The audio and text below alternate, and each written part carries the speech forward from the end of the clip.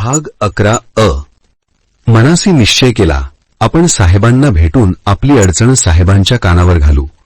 आपली अडचण समजून साहेबही आपल्याला रात्रीच्या जेवणाची हॉटेलमध्ये परवानगी देतील.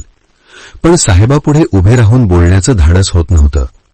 पण एके दिवशी साहेब दवाखान्यात एकटेच बसलेले बघून मन धीट करून म्हणालो, साहेब, माझ्या रूममधील कॉलेजला शिकणारे 2 मित्र परीक्षा संपल्यामुळे गावाकडे गेले आहेत. रात्री घरी जायला 8, 8:30, कधीकधी तर 9 वाजतात. तिथून पुढे एकट्यासाठी स्वयंपाक बनविणे अवघड जात आहे. मला जर या एक टायमाची जेवणाची व्यवस्था हॉटेलमध्ये केली तर बरं होईल. साहेबांनी माझे म्हणणे पूर्ण ऐकून घेतलं. त्यावर ते काहीच बोलले नाही आणि खुर्चीतून उठून घरी गेले. मला वाटलं आपण जेवणाचं विचारल्यामुळे तर रागाने साहेब निघून गेले नसतील. त्यांनी नाही हो काहीतरी म्हणायला पाहिजे होतं. त्यांच्या मनात काय आहे हे कळायला मार्ग नव्हता. मी मात्र विचारात पडलो. पण दुसऱ्या दिवशी सकाळी डॉक्टर साहेब अंघोळ करून दवाखान्यात आले. रोजच्या प्रमाणे खुर्चीत बसत मला समोर बोलावून घेतले आणि म्हणाले, रात्री जो हॉटेलात जेवणाचा विषय काढला होतास तर रात्री हॉटेलात जेवण करत जा, पण दवाखाना बंद झाल्यानंतर. हॉटेलच्या काउंटरवर थांबून बाहेर जाणारं जेवणाचं पार्सल मॅनेजर, भट्टीतले कामगार यांच्यावर बारीक नजर ठेवायची. हॉटेल बंद करायच्या अगोदर जेवण करून घरी जात जा. जमेल ना? मी मान हलवत हो म्हणालो. रात्रीच्या जेवणाची साहेबांनी सोय केली होती, पण त्या बदल्यात 4 तास हॉटेलमध्ये लक्ष ठेवण्याची मोठी जबाबदारीचे काम माझ्यावर सोपवलं होतं. रूमवरची 2 मित्र परीक्षा संपल्यानंतर गावाकडे गेली. खाण्यापिण्याचा सामान माझ्यासाठी तसंच रूमवर ठेवलं, पण इथून पुढचा खोली किराया मला एकट्याला द्यावा लागणार होता. दवाखाना बंद करून 8च्या नंतर हॉटेलच्या काउंटरवर ड्युटी करू लागलो. हॉटेलमध्ये 8च्या नंतरच जास्त गिऱ्हाईक चालू होत असे. हॉटेलमध्ये चहूबाजूने छोटी छोटी साऊंड बॉक्स, त्या बॉक्समधून जुन्या गाण्याचा निघणारा मंजूळ आवाज साऱ्या हॉटेलमध्ये घुमत होता. 8-9 वाजता गिऱ्हाईकांनी सर्व केबिन फुल होत असत. काही जण एन्जॉय म्हणून पिण्यासाठी येत असत, तर काही मनावरील ताणतणाव कमी करण्यासाठी पिऊन मित्रासोबत दुःख व्यक्त करत असत. रात्रीचे 8-9 वाजले की हॉटेल म्हणजे एक स्वर्गच वाटायचा. काही जण फक्त दारू पिऊन भिंतीचा आधार घेत बाहेर जात, तर काही जण दारू पिऊन हॉटेलातच गप्पा मारत जेवण करीत. यांना सेवा पुरवणारे मॅनेजर, वेटर, भट्टीतील कामगार अगदी लगबगीने आपापली कामं अगदी चोखपणे करत असत. 8 वाजता दवाखाना बंद करून नंतर हॉटेलात या सर्वांवर लक्ष ठेवण्याचं काम माझ्यावर मालकांनी सोपवलं होतं. रूमचा महिना संपत आला होता. पगारीतून रूमचा किराया 300 रुपये देऊन तिच्यातील पसारा गावाकडे नेऊन मित्राच्या स्वाधीन केला. दुसऱ्या दिवशीपासून लॉजिंगच्या 3ऱ्या मजल्याच्या गच्चीवर लॉजवरची एक गादी टाकून झोपू लागलो. लॉजवरच सकाळी उठून अंघोळ करून एका भोजनालयात सकाळी 1 टायमाचं जेवण लावलं. रूम नसल्यामुळे येथून पुढे 24 तास याच बिल्डिंगमध्ये राहावं लागत होतं. या हॉटेलचा मॅनेजर लोखंडे, जातीने ख्रिश्चन समाजाचा, अंगाने जाडजूड, चेहऱ्यावर बारीक मिशांचा आकडा. दारू पिऊन राडे करणाऱ्या गिऱ्हाईकावर त्याची मोठी छाप पडत होती. याच एरियात अगदी हक्केच्या अंतरावर पत्त्याचे क्लब, डान्सिंग पार्ट्या रात्री 8-9 वाजल्यापासून तर थेट 12-1 वाजेपर्यंत चालायचे. क्लब तर रात्रभर चालायचे. येथे येऊन चैन करणाऱ्या लोकांना पान, सिगरेट, दारू आणून देणारी नोकर इथेच बसून राहत. यांच्याशी संपर्क साधून त्यांना म्हणालो, तुम्हाला जर हॉटेल बंद झाल्यावर कोणाला दारूची क्वार्टर पाहिजे असल्यास लॉजिंगची बेल वाजून मला आवाज द्या. तुम्हाला क्वार्टर मिळून जाईल, पण थोडे जास्त पैसे द्यावे लागतील. तेही खुश झाले. त्या दिवसापासून हॉटेल बंद करताना मी मॅनेजरकडून 2 नमुन्याच्या 4-5 क्वार्टर घेऊन लॉजिंगवर नेऊन ठेवत होतो. 30 रुपयाची ऑफिसर्स चॉईस बेक पेपर 35 रुपयाला हॉटेल बंद झाल्यावर लॉजवरून देत होतो. अशा 3-4, कधीकधी 5 क्वार्टर हॉटेल बंद झाल्यावर लॉजवरून मी विकत होतो. त्यातून मला रात्रीतून कधी 20, कधी 25 रुपये सकाळच्याला मिळत होते. यामुळे झाला असं, फुकटचा पैसा मिळू लागल्यामुळे मपल्या सुख चैनही वाढू लागल्या. कापड दुकानातून 2-3 चांगले ड्रेस विकत घेतले. साहेबांच्या इथे कपडे धुण्यासाठी येणाऱ्या बाईकडे कपडे धुण्यासाठी देऊन तिलाही महिन्याला 100 रुपये देऊ लागलो. ती बाई रोज एक ड्रेस धुवून दवाखान्यात आणून द्यायची. सकाळी अंघोळ केल्यानंतर बाईने धुवून आणून दिलेले कपडे घालणे. सकाळी बाजूच्या हॉटेलमध्ये चहा पिणे. 10 वाजता खानावळीत जाऊन जेवण करून येणे.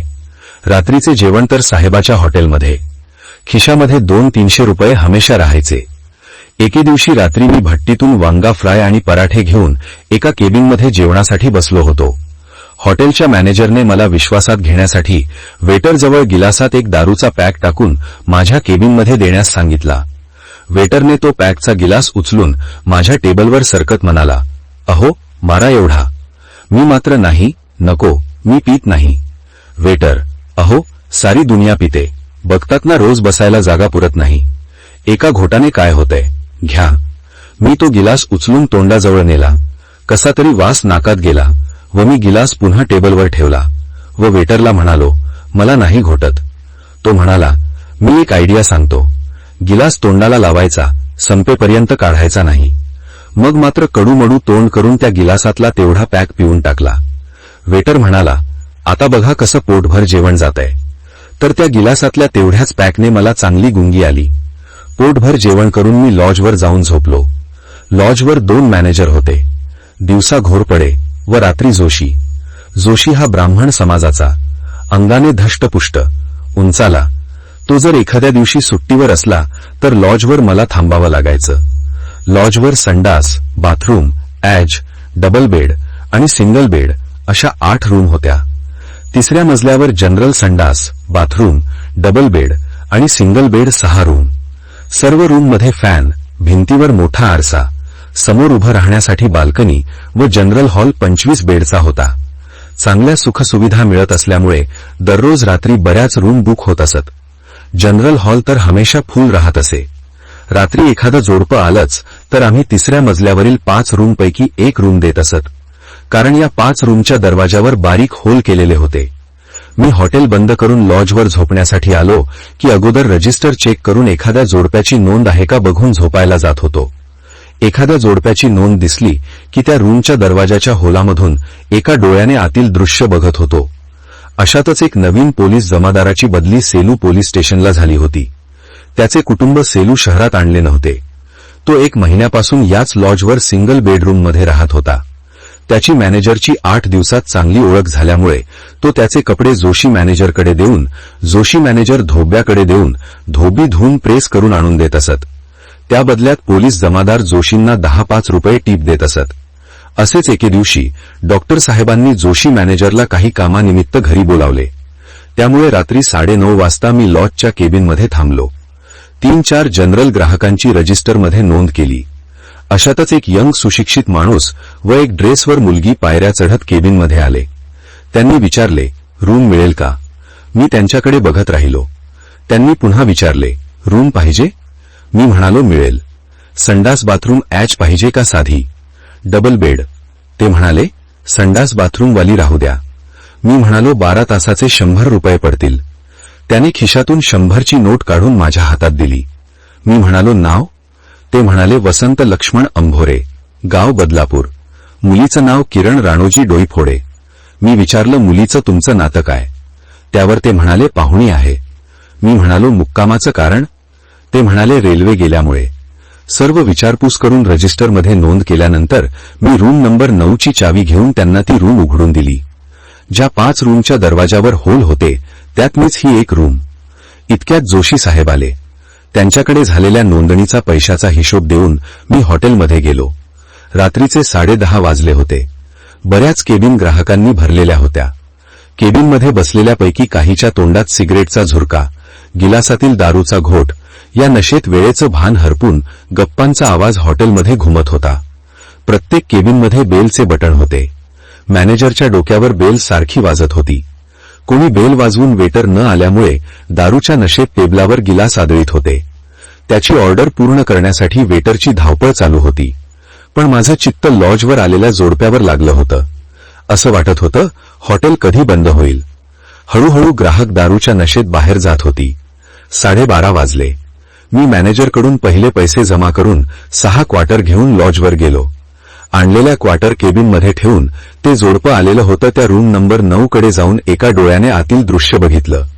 पण हमेशापेक्षा काही वेगळं दिसत होतं. त्या साहेबांनी अंगावरचे कपडे हँगरला अडकवलेले दिसत होते. साहेब मात्र बनियाणी जांग्यावर आपला बेड सोडून मुलीच्या बेडवर बसून तिला विनवताना दिसत होते. पण ती झटके मारून त्यांना बेडवरून खाली ढकलत त्यांना विरोध करताना दिसत होती. तिचा चेहरा भेदरलेला, अस्वस्थ वाटत होता. हे दृश्य पाहून माझ्या मनात थोडा वेगळा विचार आला. काहीतरी बळजबरीचा प्रकार दिसतोय. मी तिथून लगबगीने दुसऱ्या मजल्यावर येऊन केबिनमध्ये झोपलेले जोशी मॅनेजरला हलवून उठवले. त्यांना नेमकाच डोळा लागला असावा. ते उठून बसत म्हणाले, काय आभाळ कोसळलंय का काय? नेमका डोळा लागला होता. बोल, काय काम आहे? मी चाचपत म्हणालो, अहो, रूम नंबर 9च्या जोडप्याबद्दल.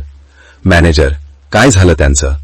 मी म्हणालो, तसं काही नाही, पण त्या मुलीवर बळजबरी करताना मी पाहिलंय. मॅनेजर, मी तिथे जाऊन त्याच्या चपला खाऊ? मी म्हणालो, तसं नाही हो साहेब. मॅनेजर, नाथा, तू जाऊन झोप. आपल्याला इथे नोकरीसाठी ठेवलंय, साहेबांनी परोपकार करण्यासाठी नाही. ते पाहिलेले दृश्य माझ्या डोळ्यासमोरून जात नव्हते. मी मात्र अस्वस्थ होतो. हाच विचार करत असताना माझ्या डोक्यात वीज चमकल्यासारखी एक कल्पना सुचली. मी म्हणालो, जोशी साहेब, काय होईल ते होऊ द्या, पण माझ्यासाठी एक गोष्ट तुम्हाला करावी लागेल. जोशी साहेब म्हणाले, मी काय करू सांग? मी म्हणालो, रूम नंबर 14 मध्ये जे पोलीस जमादार राहतात त्यांचे कपडे धोब्याकडून तुम्ही धुवून आणि प्रेस करून आणता ना? ते म्हणाले, हो.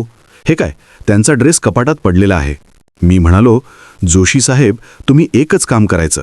तुमची शरीरयष्टी चांगली आहे.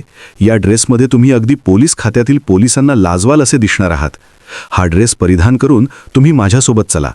त्या जोडप्याची नोंद मी केलेली आहे. त्यांना माहीत नाही मॅनेजर कोण आहे ते. ते समजतील की मीच मॅनेजर आहे आणि तुम्ही लॉज चेक करणारे पोलीस अधिकारी आहात. जोशी साहेब म्हणाले, नाथा, तू मला या खेळात पाडू नकोस. हा खेळ जर उघडकीस आला तर आपल्या दोघांची नोकरी तर जाईलच, पण जेलची हवा खावी लागेल. मी म्हणालो, जोशी साहेब, देवानेच आपल्याला ही बुद्धी दिली आहे. याचा अर्थ असा की तोच आपल्या हातून हे पुण्याचं काम करून घेतोय. त्याच्यावर विश्वास ठेवा. असं काहीही होणार नाही. चांगल्या कामासाठी नोकरी गेली तर जाऊ द्या. आधी तुम्ही ड्रेस चढवा. नाही म्हणत जोशी साहेबांनी खाकी ड्रेस अंगावर चढवला. एका रूममध्ये जाऊन आरशासमोर उभे राहत ते म्हणाले, बरा दिसतो का? मी म्हणालो, अहो, तुम्हाला फक्त टोपीच नाहीये आणि तिची काही गरजही नाही. पुढचा माणूस अपराधी असल्यास भीतीपोटी तो हे काही बघत नसतो. फक्त तुम्ही एकच काम करायचं, डेअरिंगमध्ये बोलायचं आणि मला 2-3 शिव्या द्यायच्या, नाहीतर आपलं पितळ उघड पडायचं. जोशी साहेब म्हणाले, चल, मी ब्राह्मण आहे. मी आणि जोशी साहेब हे सोंग घेऊन पायऱ्या चढत 3ऱ्या मजल्यावर रूम नंबर 9 समोर उभे राहिलो. मी दरवाजाच्या बारीक खोलातून एका डोळ्याने नजर मारली. मुलगी भीतीने भांबावून गेलेली दिसत होती. तो मात्र बळजबरी करण्याचा प्रयत्न करीत होता. मुलगी त्याला हाताने प्रतिकार करत आपला बचाव करण्याचा प्रयत्न करीत होती. मला बाजूला ढकलत जोशी साहेबांनी एका डोळ्याने नजर मारली. आतील सारा नजारा डोळ्याने पाहिल्यावर त्यांनाही अवघड वाटलं. जोशी साहेबांनी मला डोळ्याने इशारा करत म्हटलं, दरवाजा वाजव. मी एका डोळ्याने आतील दृश्य पाहत हाताने कडी-कोंडा वाजवला. बाहेरून आवाज दिला, ओ साहेब, दरवाजा उघडा. लॉज चेक करायला साहेब आलेत. आवाज ऐकताच त्यांनी लगबगीने हँगरचे कपडे अंगात चढवले. त्या माणसाने मुलीचे डोळे पुसले, तिच्या अंगावर चादर टाकली आणि तो तिथेच बाजूला उभा राहिला. तो खूप घाबरल्यासारखा दिसत होता. मी दरवाजाच्या होलातून एका डोळ्याने आतील सर्व नजारा बघत होतो. पुन्हा जोराने कडी वाजवली. होलावरचा डोळा बाजूला करून मी ताठ उभा राहिलो. आता मात्र तो दरवाजा उघडणार हे मला नक्की माहीत होतं. त्यामुळे आम्ही दोघेही सावधपणे उभे राहिलो. त्याने दरवाजा उघडताच जोशी साहेब मला म्हणाले, ये पोरा, रूम नंबर 9ची एंट्री दाखव. मी हातातील रजिस्टर उघडून त्यांच्यासमोर धरत म्हणालो, ही घ्या साहेब. जोशी साहेबांनी रजिस्टरावर नजर मारली आणि दारात भीतीने घाबरून गेलेल्या त्या माणसाकडे पाहत विचारलं, ती मुलगी कोण आहे? रजिस्टरवर तर पाहुणी म्हणून माहिती आहे. तुमचं नातं काय? त्या माणसाला हाताने बाजूला सारत ते म्हणाले, मला खरं काय